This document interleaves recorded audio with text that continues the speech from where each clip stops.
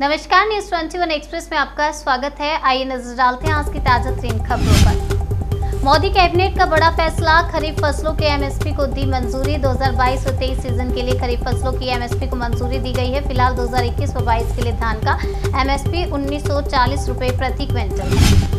15,000 रुपये तक की रैंकिंग पेमेंट करने पर नहीं आएगा ओटीपी। आरबीआई ने दी राहत। आरबीआई ने क्रेडिट कार्ड, डेबिट कार्ड या यूपीआई के जरिए होने वाले रैंकिंग भुगतान पर ऑटो डेबिट लिमिट को बढ़ाकर 5,000 से 15,000 रुपये करने का फैसला किया है। मर्सिडीज गैंगरेप मामले में 6 आरोपियों में 5 नाबालिग शामिल। हैदराबाद के जुबली हिल्स इलाके में एक नाबालिग लड़की के साथ हुए सामूहिक दुष्कर्म के मामले में पुलिस ने 6 आरोपियों को गिरफ्तार किया है, जिसमें से 5 नाबालिग हैं।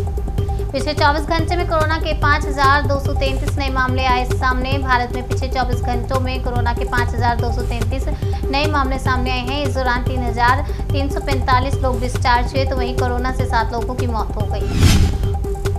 भगवान हमारे साथ है। अंशु प्रकाश के मामले में क्लीन चिट मिलने पर बोले दिल्ली के सीएम अरविंद केजरीवाल। दिल्ली के पूर्व चीफ सेक्रेटरी अंशु प्रकाश की पिटाई के मामले में सेशन कोर्ट के फैसले पर दिल्ली के मुख्यमंत्री अरविंद केजरीवाल ने खुशी जाहिर की। अगली खबर दिल्ली से है। बिना हेलमेट रॉन्ग साइड स्कूटी पर सवार 3 लोगों ने रोके जाने पर ट्रैफिक इंस्पेक्टर को पीटा। हमला करने वालों में 2 महिलाओं भी शामिल होने की जानकारी आ रही है। और दिल्ली में पीटीआई को एक युवती और एक युवक ने बेरहमी से पीटा है। हंगामा बढ़ा तो इकट्ठा हुई भीड़ ने ट्रैफिक पुलिसकर्मी को दौड़ा कर पीटा। पंजाबी सिंगर सिद्धू मूसेवाला के अंतिम अरदास, बेटे की जुदाई याद कर पिता हुए भावुक, बोले 10-15 साल जिंदा रखेंगे यादें। मूसेवाला के लिए मानसा के बहरली अनाज मंडी में अंतिम अरदास रखी गई। समारोह में भाग लेने के लिए पंजाब और दूसरे राज्य से भारी संख्या में लोग शामिल हुए। भारत ने वियतनाम के साथ लॉजिस्टिक सपोर्ट एग्रीमेंट पर किया हस्ताक्षर। दोनों देशों के बीच बढ़ेगा रक्षा सहयोग। भारत ने वियतनाम के साथ लॉजिस्टिक सपोर्ट एग्रीमेंट पर करार किया है। वियतनाम में रक्षा मंत्री राजनाथ सिंह की उपस्थिति में दोनों देशों ने इस करार पर हस्ताक्षर किए। पंजाब पुलिस की जांच में मूसेवाला मर्डर में आया सोनीपत के मंजीत उर्फ भोला का नाम। पंजाबी गायक सिद्धू मूसेवाला की हत्या में पंजाब पुलिस की जांच के दौरान सोनीपत के गांव गढ़ी सिसाना के मंजीत उर्फ भोला का नाम भी सामने आ रहा है। पीएम मोदी मुस्लिम देशों की तो सुनते हैं, लेकिन भारत के मुसलमानों की नहीं। पैगंबर विवाद के बीच ओवैसी का हमला। पैगंबर मोहम्मद पर आपत्तिजनक टिप्पणी के मामले में असदुद्दीन ओवैसी ने पीएम मोदी पर निशाना साधते हुए कहा कि मुस्लिम देशों की बात सुनी, लेकिन देश के मुसलमानों की नहीं। कश्मीर घाटी में ऑपरेशन ऑल आउट जारी। सुरक्षा बलों ने 24 घंटे में 4 आतंकियों को मार गिराया। जम्मू कश्मीर में आम नागरिकों को निशाना बनाने वाले आतंकियों से अब सुरक्षा बलों ने बदला लेना शुरू कर दिया और 4 आतंकियों को मार गिराया। कई आतंकियों को गिरफ्तार भी किया।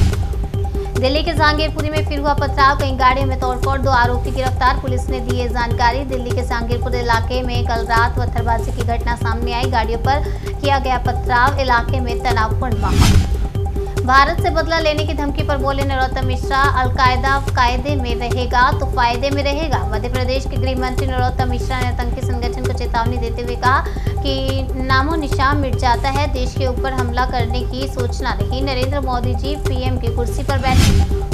सरकारी नौकरी का झांसा देकर करते थे ठगी। दिल्ली पुलिस ने गिरोह के 5 सदस्यों को किया गिरफ्तार। दिल्ली पुलिस के मुताबिक नौकरी दिलाने के बदले पैसे लेने वाले इस गिरोह ने एक युवक से करीब 10 लाख रुपए नौकरी लगवाने के नाम पर लिए थे।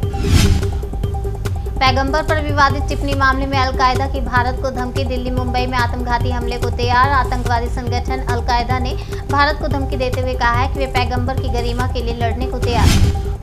ज्ञानव्यापी में शिवलिंग अभिषेक की मांग पर अड़े स्वामी अविमुक्तेश्वरानंद सरस्वती का अनशन खत्म करेंगे देशव्यापी अभियान। स्वामी अविमुक्तेश्वरानंद ने ज्ञानव्यापी परिसर में 4 जून को पूजा अर्चना का ऐलान किया था। पुलिस प्रशासन के रोके जाने पर अविमुक्तेश्वरानंद शिरमठ पर अन्न जल त्याग कर अनशन पर बैठ गए थे।